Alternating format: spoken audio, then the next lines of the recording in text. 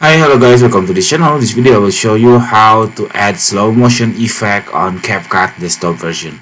So this is my video. I'm editing videos for my TikTok, and then I want to create some, for example, or this area or this seconds, the effect of slow motion. How to doing that? First, you have to split your video, then which seconds you want to make it as a slow-mo.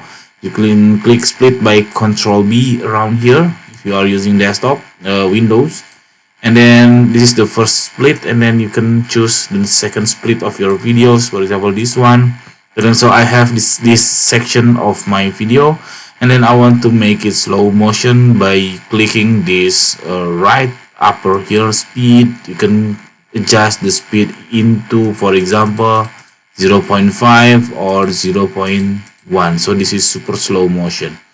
Remember that this 0.1 is the most slow motion effect on this CapCut option.